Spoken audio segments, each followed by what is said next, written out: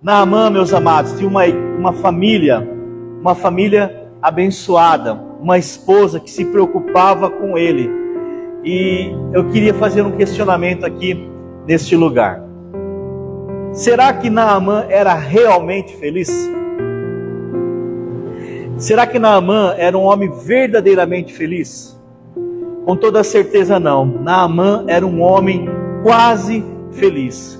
Ele até que poderia ser muito feliz, mas havia um porém na vida de Naamã. Havia um mas na vida de Naamã, porque Naamã era leproso.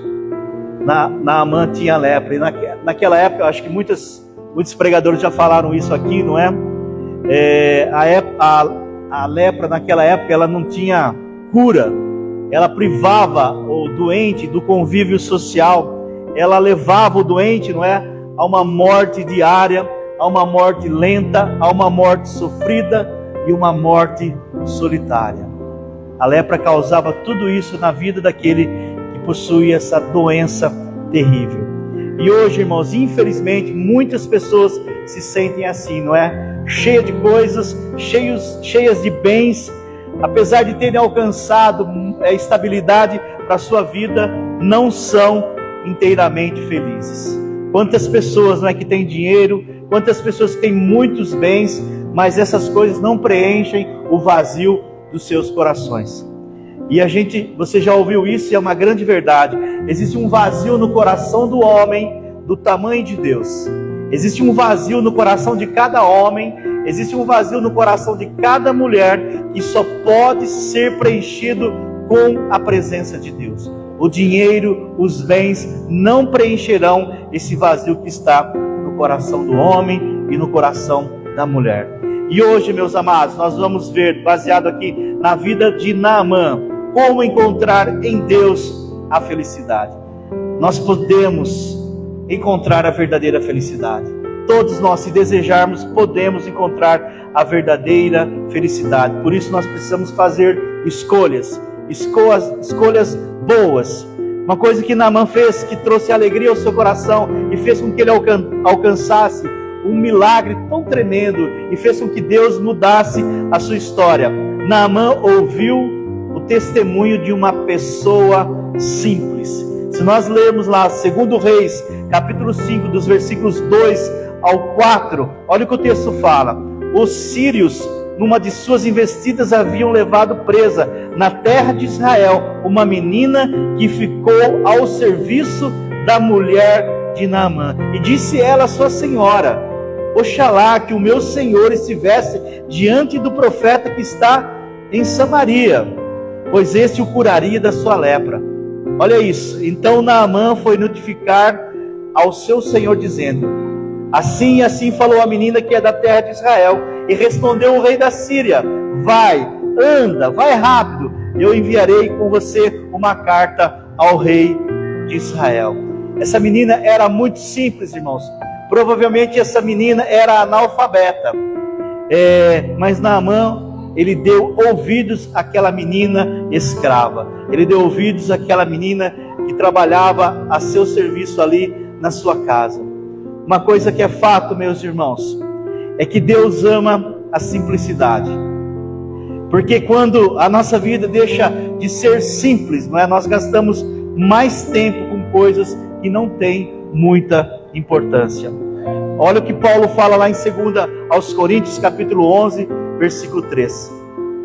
Mas temo que assim como a serpente enganou a Eva com a sua astúcia, assim também sejam de alguma sorte corrompidos os vossos entendimentos e se apartem da simplicidade e da pureza que há em Cristo Jesus, o nosso Senhor.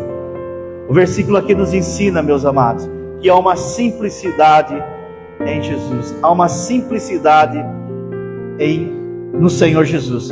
O contrário da simplicidade é a duplicidade. É pessoas que têm caráter dúbio, né? Caráter duplo. Vive uma vida dissimulada. Mas o chamado de Deus para a minha vida e para a sua vida é um chamado a vivermos na simplicidade. Olha que Paulo escreve também na primeira carta aos Coríntios, capítulo 1, versículos 27 ao 29. Deus escolheu as coisas loucas do mundo para confundir os sábios.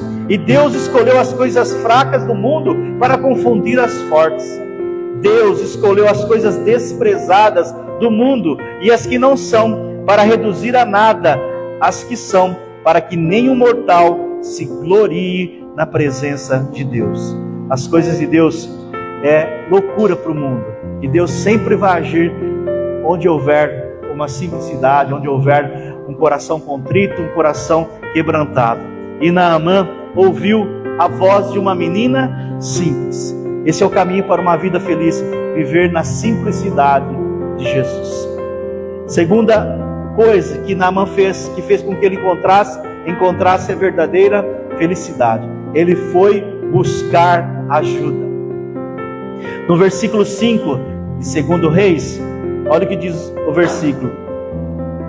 Respondeu o rei da Síria: vai logo, anda, e enviarei uma carta ao rei. Foi, pois, e levou consigo, 10 talentos de prata, e 6.000 ciclos de ouro, e 10 mudas de roupa. Irmãos, quando nós estamos enfrentando um problema sério na nossa vida, não é? Muitas pessoas, muitos mesmo, desistem, desanimam, e às vezes acaba dizendo que não tem jeito, às vezes acaba dizendo que não tem cura, às vezes acaba ficando paralisado e às vezes praguejando do seu problema, mas muitos acabam se estagnando, muitos acabam não tendo uma atitude, né? Não agindo a sua fé, e nós precisamos tomar às vezes decisões, e às vezes nós precisamos nos levantar e ter uma postura de vencedor, não é? E ir ao encontro daquilo que nós estamos precisando. Se nós olharmos, eu falei isso ontem numa igreja que eu fui pregar, se nós olharmos para a vida daquela mulher do fluxo de sangue, aquela mulher que gastou todo o seu dinheiro tentando resolver o seu problema, ela buscou a resposta da cura na medicina. Não é errado procurar os médicos, a ciência está aí para isso, Deus deu inteligência ao homem para isso, mas na ciência ela não encontrou a cura do seu problema. Ela tinha uma hemorragia crônica, ela tinha um sangramento contínuo, e ela não conseguiu curar a cura para o seu corpo. O que ela faz? Ela ouve falar de Jesus, e ela começa a agir a fé dela, não é? Ela começa a buscar ajuda em quem poderia realmente mudar a história dela. E o interessante do texto que a Bíblia nos revela, irmãos, é a declaração dela. Ela fala assim: se eu apenas tocar na orla das suas vestes, eu serei curada. Que interessante isso, né? Olha a fé daquela mulher. Ela buscou ajuda na pessoa certa, e ela tinha uma fé tão grande que declarou: se eu tocar apenas na orla da roupa de Jesus, eu vou ser curado. E foi isso que aconteceu, conforme ela declarou. Ela recebeu a cura, meus amados, porque ela foi buscar a sua cura, ela foi buscar ajuda. Se nós olharmos para a vida de Bartimeu também, não é? Que era o cego mendigo, ele sabendo que Jesus ia passar por ali, ele se preparou no caminho que Jesus ia passar, e ele grita, irmãos, quando Jesus passa, ele faz uma declaração, profetizando, não é? Declarando que Jesus era o Filho de Deus. Ele fala: Jesus, Filho de Davi, tem misericórdia de mim. Ele buscou ajuda em Jesus, e Jesus para conversar com aquele cego, Jesus para conversar com aquele mendigo, e Jesus pergunta: o que você quer que eu faça para você? O que queres que eu te faça? Quando nós buscamos ajuda em Deus, nós podemos ter convicção, irmãos, que o Senhor vai nos ouvir, porque eu aprendi, irmãos, que Deus é um Deus grande e poderoso, mas que se inclina para ouvir o clamor dos seus filhos. E Jesus curou aquele cego. Jesus curou também o servo do centurião, que estava paralítico, já estava muito doente, porque ele foi atrás de Jesus, procurou ajuda em Jesus. Ele foi atrás de Jesus e falou: Senhor, cura o meu servo, eu gosto daquele empregado meu, ele é bom, é uma pessoa boa. E Jesus falou assim: olha, então eu vou curar o teu servo, só que eu vou lá na sua casa, vou tocar na vida dele. E ele falou assim: não, Jesus, não vá na minha casa, eu não sou digno que o Senhor entre na minha casa. E eu sou um homem de autoridade. Eu falo para os meus empregados, faça isso, eles fazem. Eu falo isso para os soldados lá. Fiquem em forma, eles ficam em forma. Tudo que eu mando fazer, eles fazem, porque eu tenho autoridade. E eu creio na tua autoridade. Uma palavra do Senhor e o meu servo vai ficar curado. E Jesus fica impressionado com aquele homem. E Jesus fala assim, olha, nunca vi tamanha fé, nem em Israel. E foi feito conforme aquele homem desejou. Não é? Porque ele foi buscar ajuda. Tem pessoas, irmãos, que querem um milagre, mas não se movimentam. A fé não tem obras, a fé não tem atitude. E Tiago, se você ler a carta de Tiago no capítulo 2, Tiago fala que a fé sem obras, ela é morta. A fé sem atitude, ela é morta. Muitas pessoas querem que a ajuda venha do jeito que ele determinou, do jeito que ele quer. E uma coisa que eu aprendi, irmãos, que Deus não é garçom nosso, que nós determinamos aquilo que ele tem que fazer. Não, tem que ser feita a vontade dele. Porque às vezes a maneira dele agir para a minha vida não é do jeito que eu quero. Ele vai fazer, só que não é da maneira que eu quero.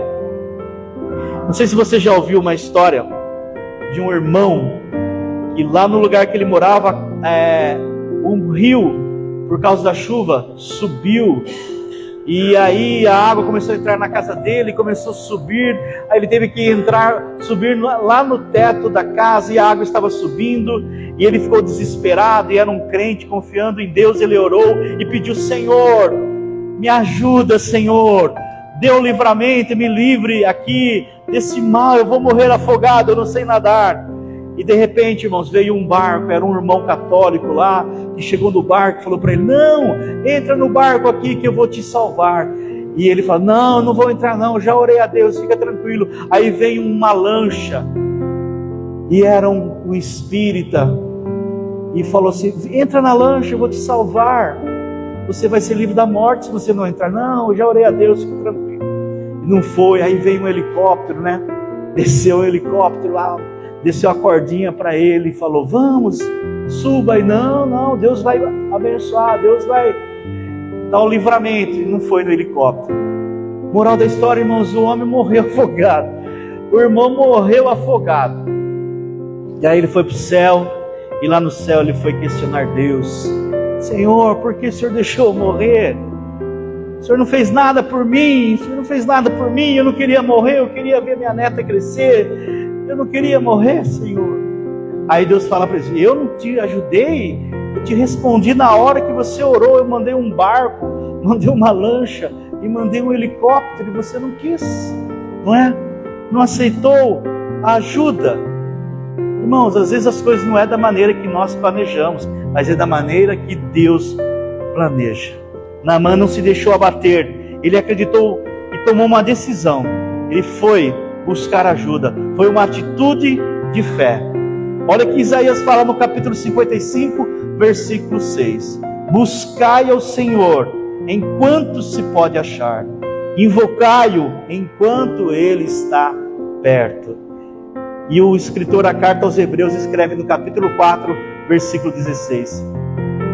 Cheguemo-nos, pois, confiadamente ao trono da graça, para que recebamos misericórdia e achemos graça, a fim de sermos socorridos no momento oportuno.